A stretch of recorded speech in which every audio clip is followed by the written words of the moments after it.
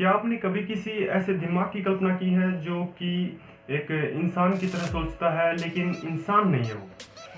मतलब आप ऐसे कहें कि वो एक रोबोटिक दिमाग उसको कह सकते हैं आप, जो कि होता तो असल में रोबोट है लेकिन एक इंसान की तरह सोच सकता है, समझ सकता है, इंसान की तरह बिहेव कर सकता है। और उसको अगर आप ये सोचें कि इंसान जो भी काम कर सकता है सोचने, मतलब अपने दिमाग से जो भी काम कर सकता है वो काम वो एक रोबोट कर सके, तो आप उसको क्या कहेंगे, क्या होगा वो? उसका मैं आपको बताऊं, वो होता है एआई, मतलब आर्टिफिशियल इंटेलिजेंस।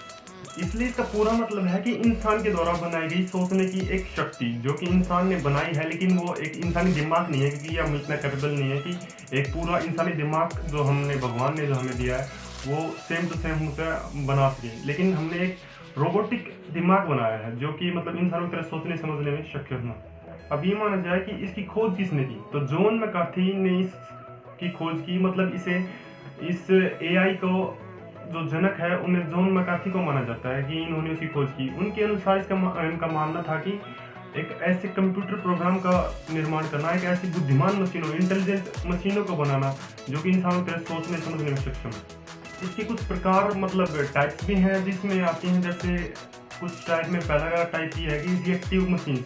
ये यूजर के जो डाटा है उसके अनुसार जो यूजर को जो चाहिए उसको उसके ऊपर रिएक्शन करती है। मतलब ये डाटा को स्टोर करके रख सकते हैं कि मतलब काफ़ी समय तक डाटा को स्टोर करके रखें या फिर उसे संभाल के रखें। इस टाइप का एक उदाहरण आपको मैं बताऊं तो उसका जो उदाहरण है वो है गूगल का अल्फागो। इसकी जो सेकंड टाइप है वो है लिमिटेड मेमोरी। मतलब इसमें क्या होता है कि लिमिटेड टाइम के लिए वो जो एआई है वो अपना जो डाटा है उसको स्टोर करके रख सकती है। उसे मतलब कुछ देर के बाद तो वो डिलीट हो जाता है, लेकिन कुछ समय के लिए उसको स्टोर कर रख सकते हैं ताकि वो आने वाले भविष्य की प्रेडिक्शन उसमें कर सकते हैं। जैसे इसका आपने कभी सुना हो कि टेस्ला की जो गाड़ियां हैं वो चलती किस बेस पे हैं? उनके पास एक लिमिटेड मेमोरी होती है क्योंकि उन्हें मेमोरी की ज़रूरत पड़ती है, थोड़ी सी उनको ज़रूरत होती है कि मतलब जब आगे जो आप मान लीजिए कि आगे गाड़ी आपके सामने चल रही है, तो टेस्ला की गाड़ियाँ हैं उसमें एडास का सिस्टम होता है, वो अपने आप चलती रहती हैं।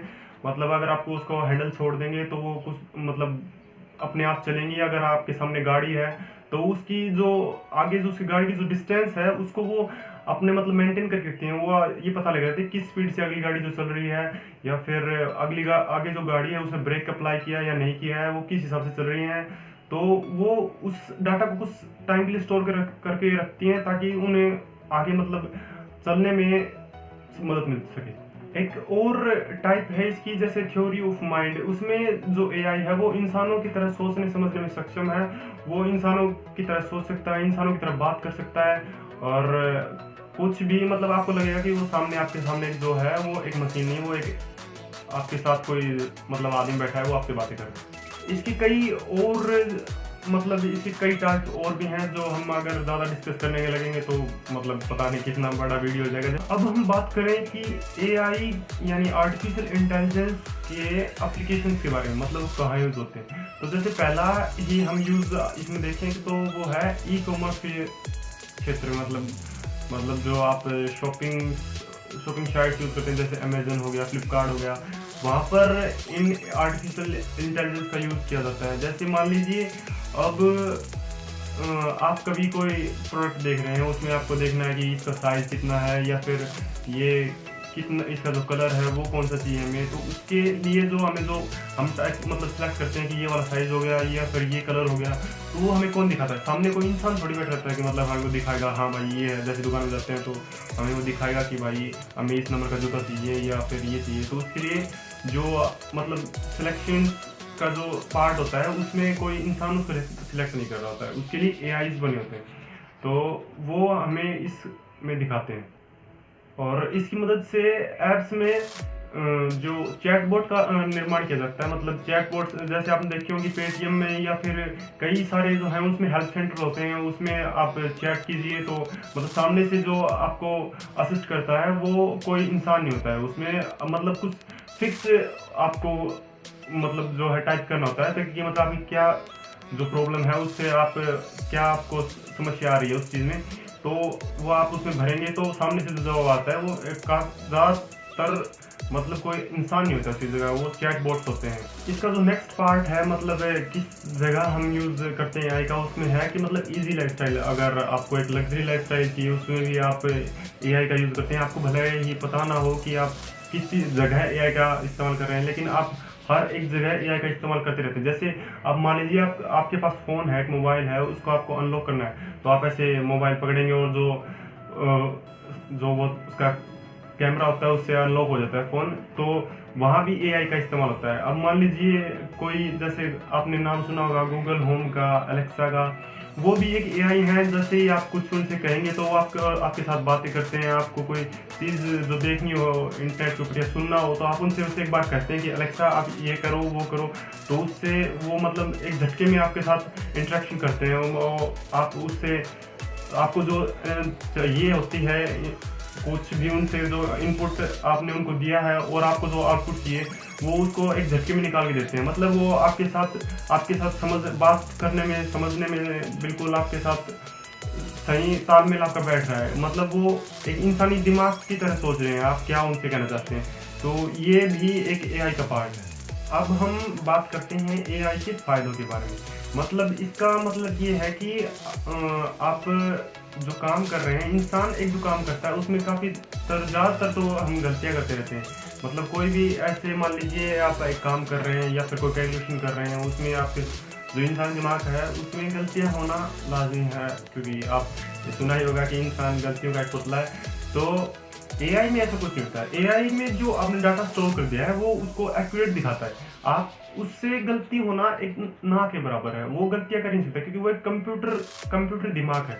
वो गलतियों को एक मतलब आपने ये लगा लीजिए कि एक बिल्कुल छोटे तौर पर, बिल्कुल ही माइक्रो लेवल पर गलतियां करता है। और मतलब वो गलती भी किस टाइप से होगी, मतलब आपने कुछ गलत उसमें इनपुट रखा होगा जिसके कारण उसमें गलतियां हो सकती हैं, बाकी उसमें गलतियां होने के चांसेस बिल्कुल कम। नेक्स्ट टाइप है डीपर डाटा एनालाइज।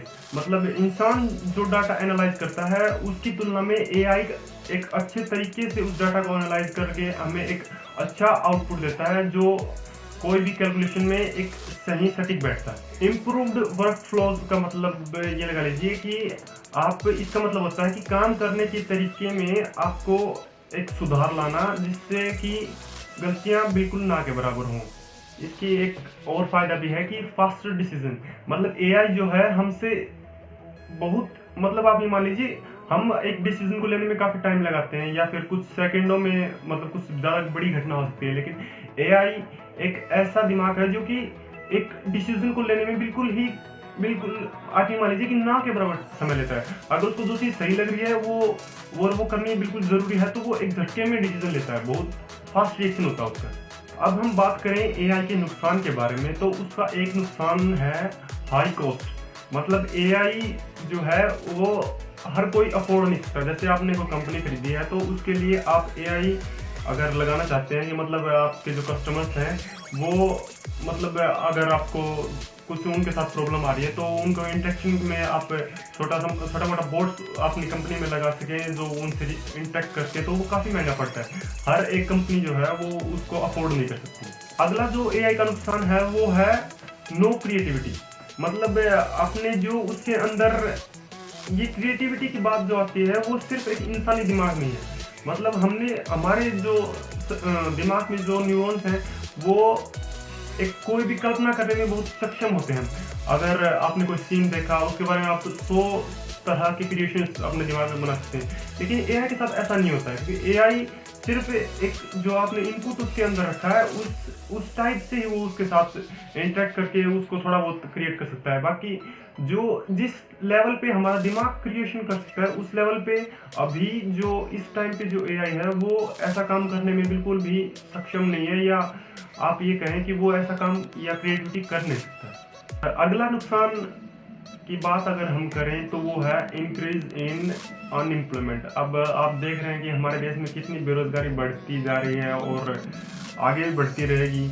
लेकिन ये एआई, अगर हम सभी जगह एआई लगा देंगे तो वो भी एक नुकसान है हमारे लिए, क्योंकि इससे हमारी बेरोजगारी और ज़्यादा बढ़ेगी।